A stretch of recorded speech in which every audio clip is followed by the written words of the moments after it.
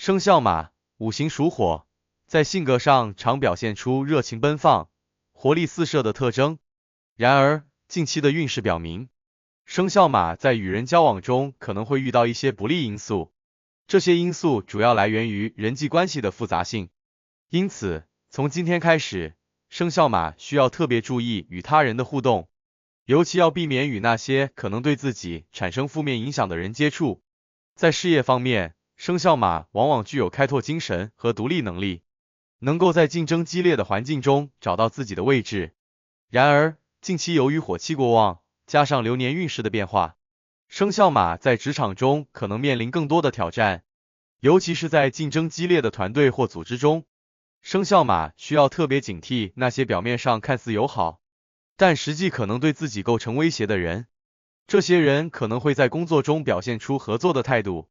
但背后却可能暗中策划对你的不利行动，甚至在关键时刻抹黑或削弱你的地位。尤其是那些平时与自己竞争激烈的同事或上司，更需要谨慎对待。在近期的职场中，生肖马应尽量避免与这些人发生直接冲突，同时也要在合作项目中保持一定的警觉，以免在关键时刻受到不必要的打击。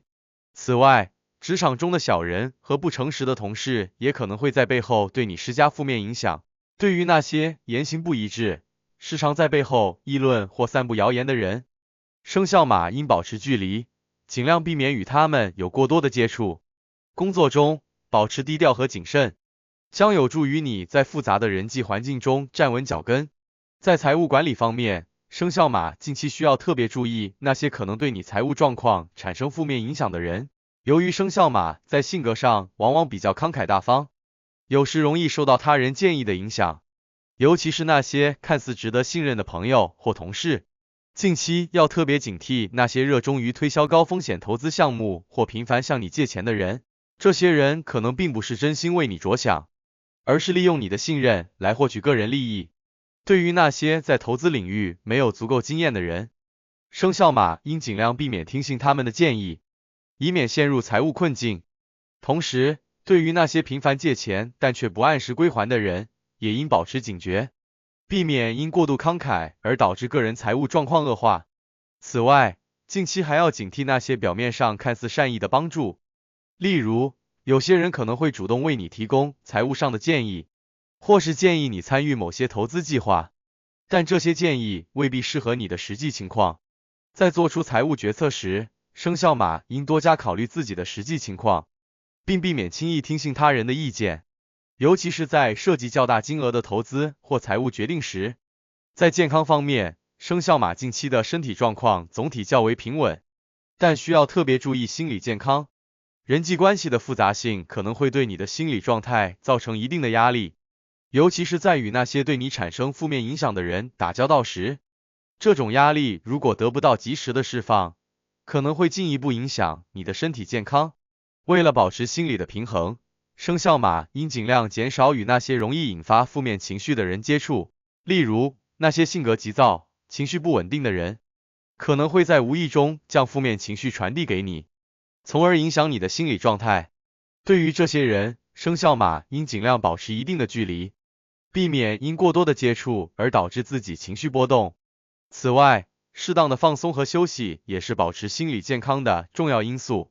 生肖马可以通过运动、冥想或其他放松方式来缓解压力，避免因过度紧张而影响身心健康。在与他人交往时，尽量选择那些能够带给你积极能量的人，而不是那些容易引发负面情绪的人。家庭生活是生肖马的重要支撑力量，但近期也需要特别注意处理好家庭内部的关系。在家庭中，生肖马应特别警惕那些性格强势、固执己见的家庭成员，这些人可能会在家庭决策中表现出独断专行，甚至在涉及重要事项时不顾他人的意见，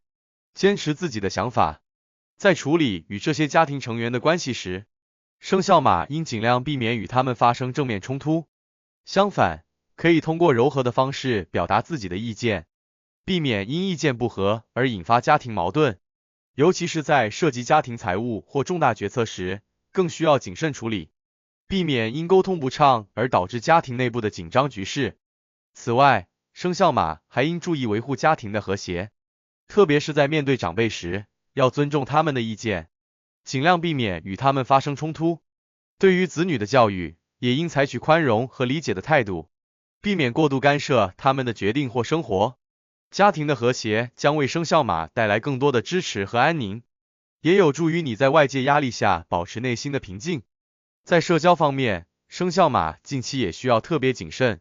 尤其是在选择朋友和社交活动时。朋友是人生的重要组成部分，但并不是所有的朋友都值得深交。生肖马需要特别注意筛选自己的朋友，